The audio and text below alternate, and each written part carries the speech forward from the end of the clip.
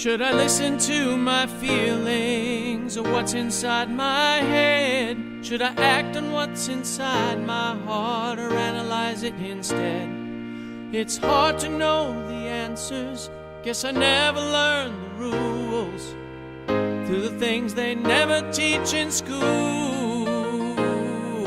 Right from wrong, wrong from right. William and I did a lot of traveling during the 20 years we lived together.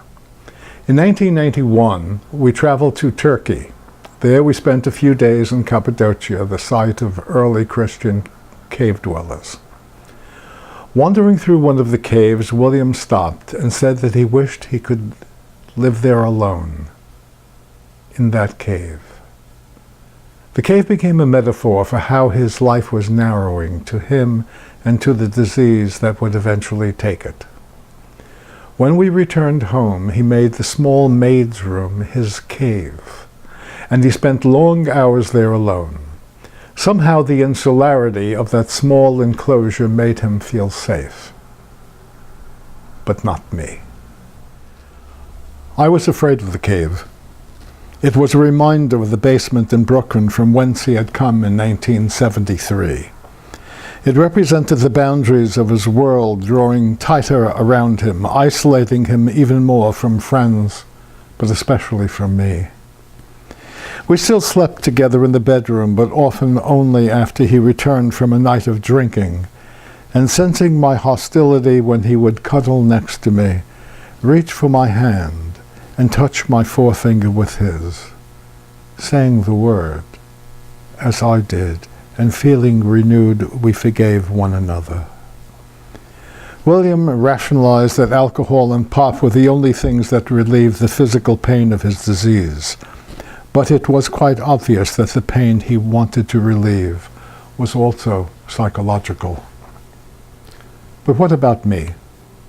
Who was I during the period that began with William's disability? Perhaps there is someone out there who, under these circumstances, can attend to his own feelings, be able to take care of himself as he cares for his dying lover. I could not. Caretakers do not have time for themselves. I remembered when William had to take his pills, make appointments with doctors, get there on time, and pay outstanding bills.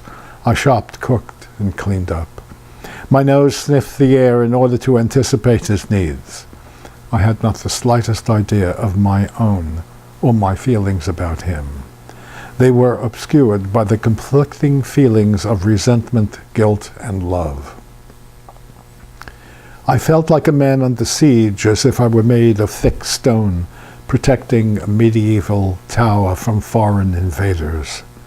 The illness was dreadful enough in the late 1980s, a virtual sentence of death. Though I might come to terms with William's physical disease, the alcoholism created the greatest turmoil for me. It was such a waste of his mind and his talent, and it only alienated us further. And I condemned myself for my Puritanism. Still I got all these questions that could fill an overflowing pool. the things we never learn in school.